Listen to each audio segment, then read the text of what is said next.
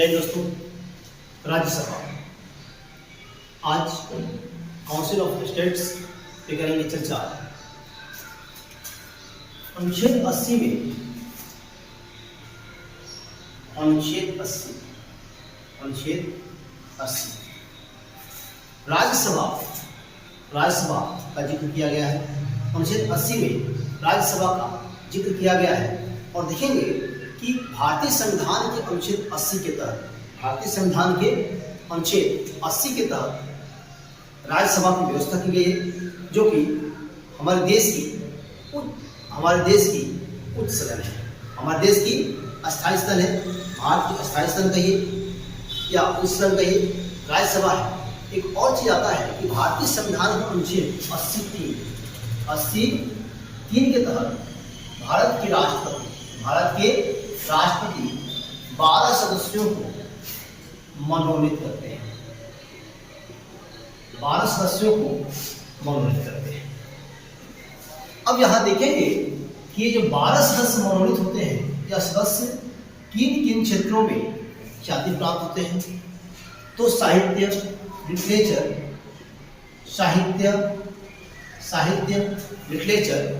विज्ञान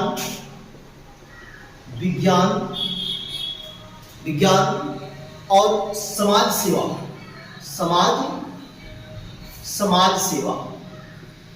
इन क्षेत्रों में ख्याति प्राप्त व्यक्ति राज्यसभा के लिए मनोनीत होते हैं, जिनकी संख्या 12 होती है और ये हम मनोनीत करते हैं भारत के राष्ट्रपति प्रेसिडेंट ऑफ इंडिया और भारतीय संविधान अनुच्छेद 83 के तहत करते हैं। 83 के तहत करते हैं। देखिएगा, भारतीय संविधान अनुच्छेद 83 के तहत करते हैं इन सदस्यों का मनोनीत। अब आपके मन में यह प्रश्न उठता होगा कि सचिन तेंदुलकर, नवजोत सिंह सिद्धू, मैरी कॉम, ये लोग तो खेल से संबंधित हैं, लेकिन यहाँ खेल शब्द का जिक्र नहीं किया गया है। इन लोगों का मनोनयन, इन लोगों को राष्ट्रपति कैसे राज्यसभा के लिए मनोनीत कर दिए। देखिए हम कि इन सदस्यों का मनोनयन होता है। यह भी जो खिलाड़ी हैं, यह अपने क्षेत्र में काफी ख्याति प्राप्त व्यक्ति होते हैं। जबकि आप जानते हैं कि सचिन तेंदुलकर का जब मनोनीत किए गए थे सचिन तेंदुलकर राज्यसभा के लिए, और आपको मैं बता दूं कि राज्यसभा का जो कार्यकाल होता है, तो कार्यकाल 6 वर्ष का होता है। कार्यकाल 6 वर्ष का होता है। तो दोस्तों, यदि अभी तक हमारे YouTube चैनल श्रेयस जी सीजन को सब्सक्राइब नहीं किए हैं, तो हमारे YouTube चैनल को सब्सक्राइब करें, लाइक करें, बेल आइकन दबाना ना भूलें, अपने दोस्तों को शेयर करें ताकि हमारा नोटिफिकेशन सबसे पहले आप तक पहुंचे। श्रेयस जी सीजन आपको हर उस मुकाम पर पहुंचाने के लिए कटिबद्ध है जिसकी आप फिक्र करते हैं। आपकी फिक्र को हम फक्र में बदल दें, हम ऐसी कामना करते हैं, ऐसी प्रयास करते हैं। आइए देखते हैं कि राज्यसभा का जो कार्यकाल होता है, वह कार्यकाल 6 वर्षों का होता है। 12 सदस्यों को राष्ट्रपति मनोनीत करते हैं। राष्ट्रपति का यह स्वविवेक नहीं होता है। यदि आपके मन में यह प्रश्न उठता हो कि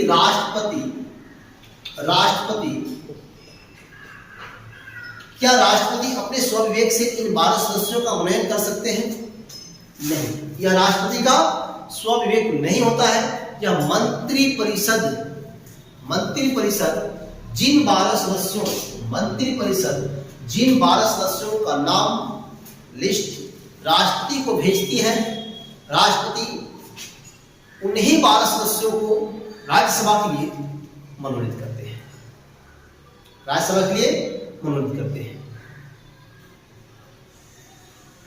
देखेंगे आप कि राज्यसभा के लिए मनोनीत हो गए।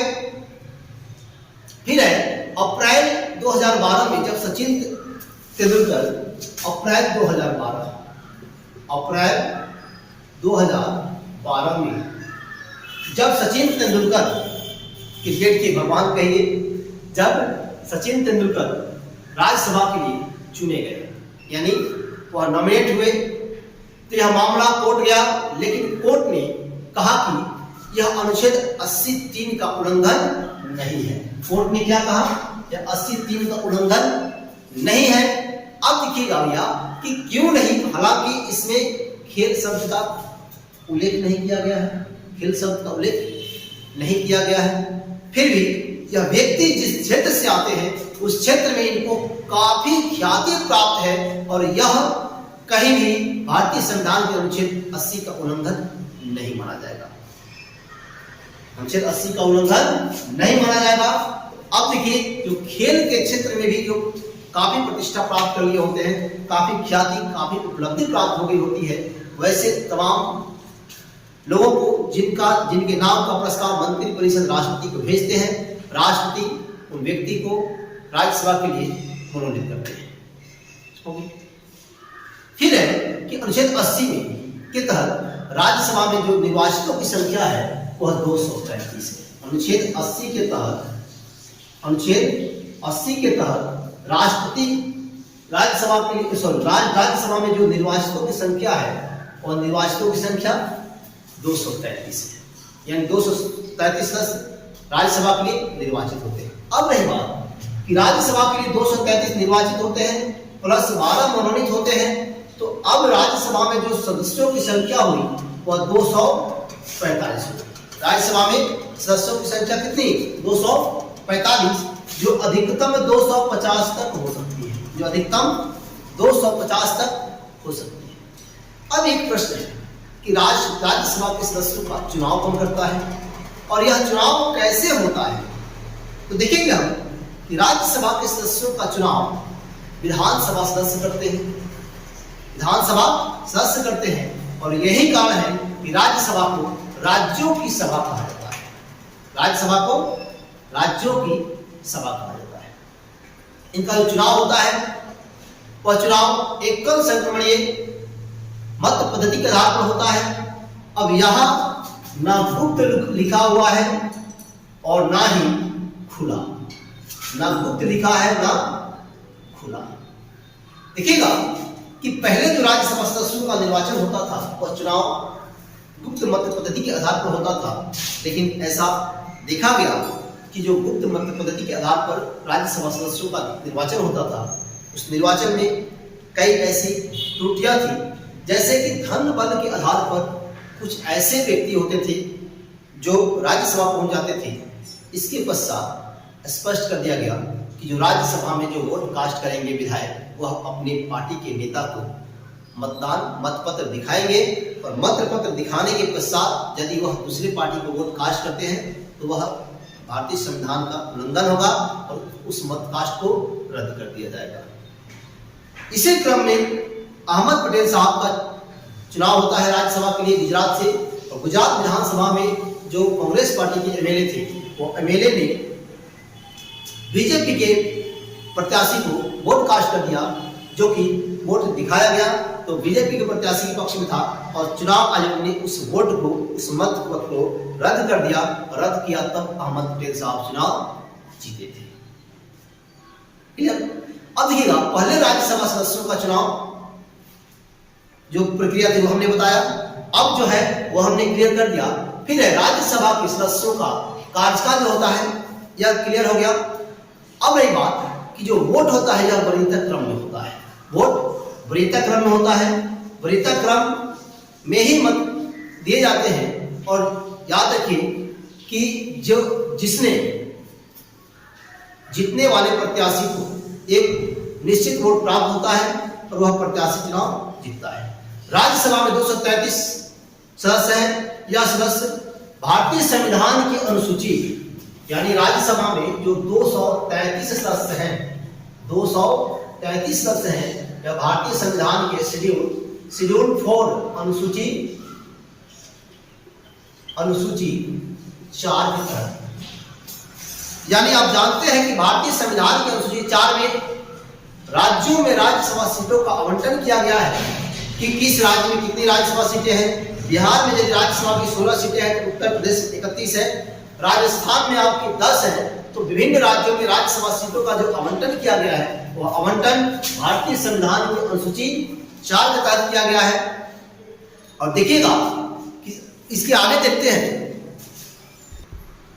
राज्यसभा की आवश्यकता इसलिए पड़ी क्योंकि हम कहीं ना कहीं फेडरल सिस्टम, संघात्मक शासन व्यवस्था को अपनाए, फेडरल सिस्टम को अपनाए, और यही कारण था कि हमने अपने देश में राज्यसभा का गठन किया।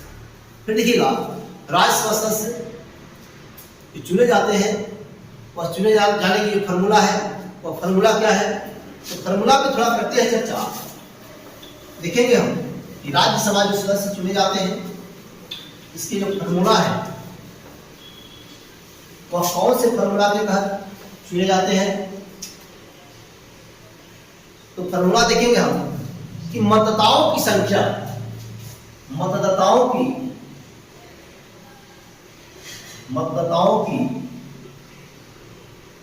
संख्या अपॉन बटा चुनाव जीतने वालों की संख्या अपॉन चुनाव जीतने वालों की संख्या +1, और यहां भी +1।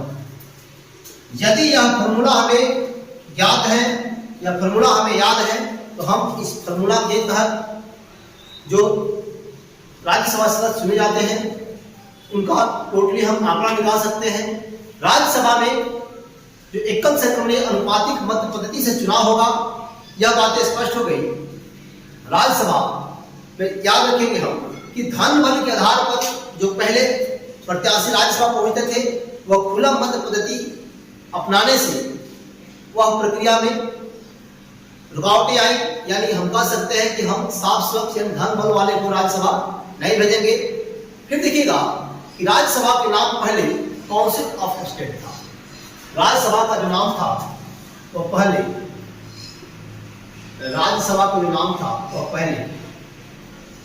काउंसिल ऑफ स्टेट था। काउंसिल ऑफ स्टेट नाम था। इसके पश्चात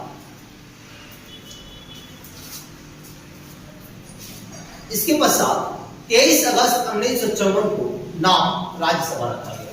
पहले काउंसिल ऑफ स्टेट, इसके पश्चात 23 अगस्त 1954 को इसका नाम जो है वह राज्यसभा किया गया। 23 अगस्त 1954 को नाम राज्यसभा की पहली बैठक 3 अप्रैल 1952 को गठन होती है। देखिएगा, राज्यसभा की जो गठन होती है,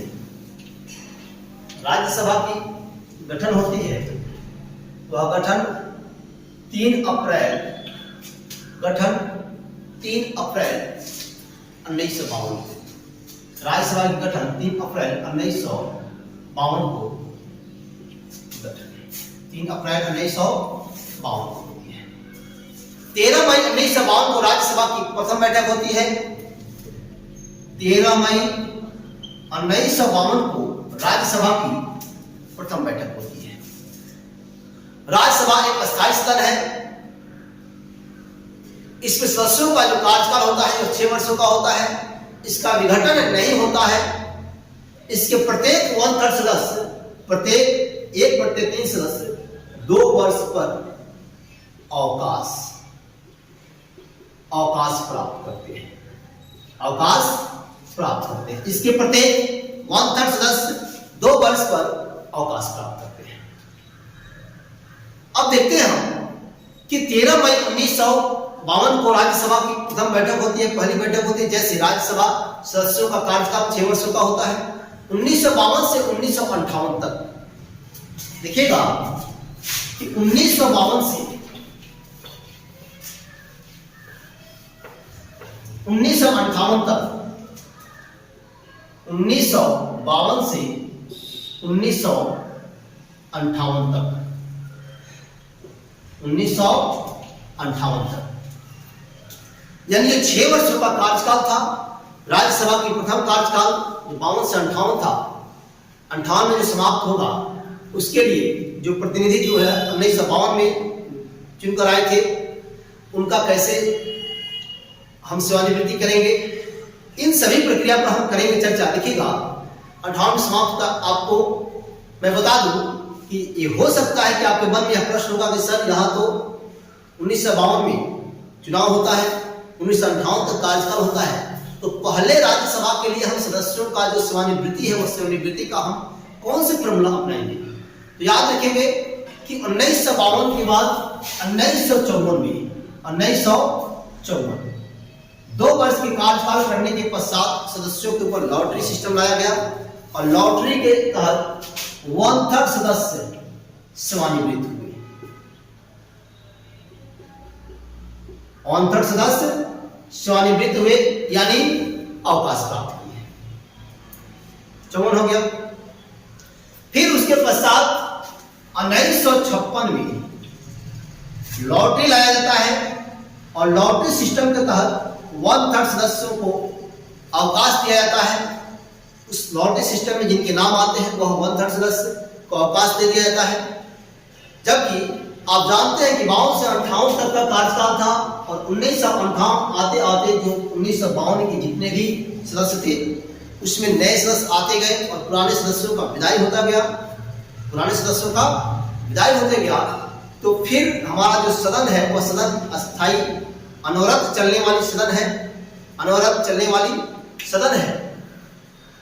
अब आपके मन में यह प्रश्न उठता है कि प्रत्येक 1/3 सदस्य 2 वर्षों पे सेवानिवृत्त होते हैं, तो इन सदस्यों की योग्यता क्या होगी?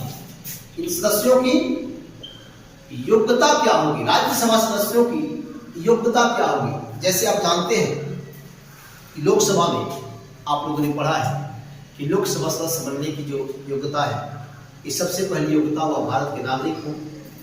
उम्र की योग्यता में फर्क है।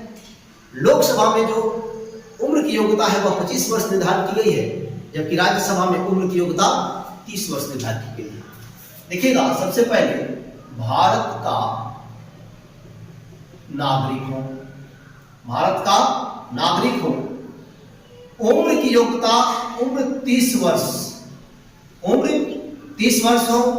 आगे की जो योग्यता का निर्धारण करने की बात आती है तो आगे की योग्यता का निर्धारण संसद करती है या संसद की जिम्मेवारी बनती है कि आगे इनकी क्या योग्यता होनी चाहिए। ठीक इसी प्रकार से लोकसभा में भी आप लोगों ने देखा था। तो ये रही योग्यता की बात। अब देखेंगे राज्यसभा की विशेष प्रावधान, राज्यसभा की विशेष प्रावधान, इसकी विशेषता क्या है? जो इसकी विशेषता है, विशेषता यह है कि जो राज्यसभा के सभापति होते हैं वह सभापति उपराष्ट्रपति होते हैं। राज्यसभा के जो सभापति होते हैं, सभापति उपराष्ट्रपति होते हैं, उपराष्ट्रपति होते हैं। राज्यसभा के सभापति उपराष्ट्रपति होते हैं। जो इस सदन के सदस्य नहीं होते हैं, जो इस सदन के सदस्य नहीं होते हैं, उसके पश्चात भी यह राज्यसभा की कार्यवाहियों की अध्यक्षता करते हैं, सभापतित्व करते हैं। वो भारत के उपराष्ट्रपति होते हैं। फिर देखेंगे कि यदि राज्यसभा में किसी बिल विधेयक पर निर्णायक मत देने की बात आती है तो उपराष्ट्रपति राज्यसभा के सभापति के रूप में निर्णायक मत भी देते हैं, निर्णायक मत देते हैं। अगला जो इसका प्रावधान है,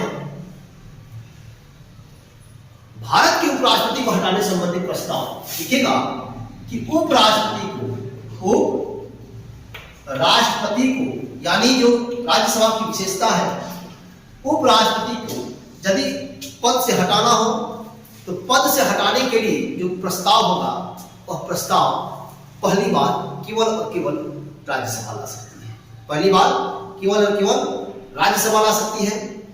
केवल लोकसभा से सहमति प्राप्त किया जाता है। अब कैसे पदमुक्त करेगी राष्ट्रपति को राज्यसभा, उपराष्ट्रपति को कैसे राज्यसभा पदमुक्त करेगी? देखेंगे, राज्यसभा अपनी तत्कालिक सदस्यों के, इस शब्द पर आप ध्यान रखेंगे, राज्यसभा अपने तत्कालिक, राज्यसभा अपने तत्कालिक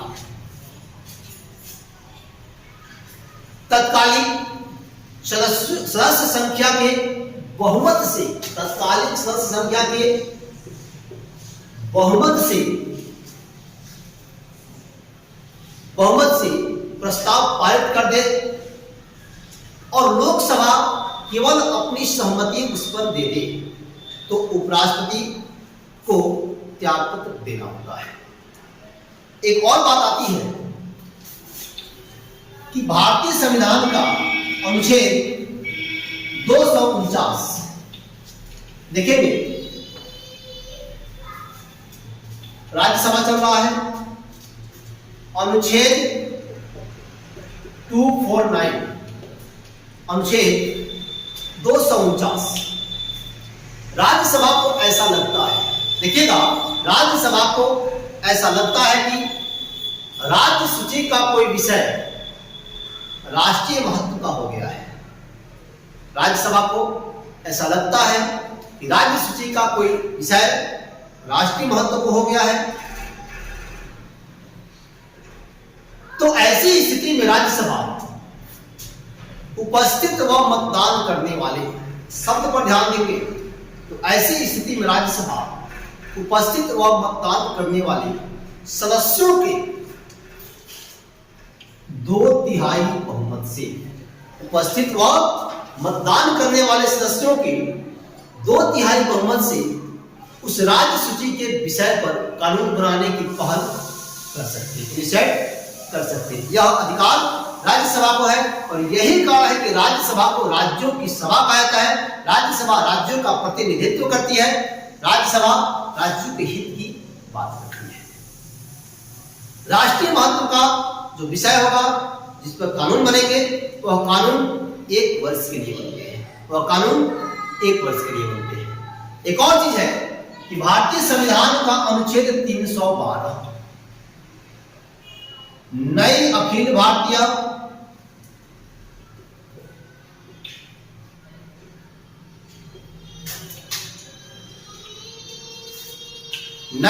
भारतीय सेवाओं की गठन करने की पहल राज्यसभा कर सकती है। आप जानते हैं कि 3 प्रकार की अखिल भारतीय सेवा है। इसके पश्चात अखिल भारतीय सेवा जो है वो अलग करेंगे, अलग टॉपिक लेकर आएंगे अखिल भारतीय सेवा से संबंधित। लेकिन अभी मैंने स्पष्ट कर दिया कि 3 प्रकार की अखिल भारतीय सेवा है। फिर देखते हैं हम कि राज्यसभा नई अखिल भारतीय सेवाओं की गठन पर पहल करती है और वह अपने उपस्थित एवं मतदान करने वाले सदस्यों के 2/3 बहुमत से करती है। भारतीय संविधान का अनुच्छेद 309, भारतीय संविधान का अनुच्छेद 309 क्या कहता है, इस पर जरा हम प्रकाश डालें कि अखिल भारतीय सेवाओं के अधिकारियों की सेवा शर्तों का निर्धारण संसद करती है। अखिल भारतीय सेवाओं की सेवा शर्तों का निर्धारण संसद करती है।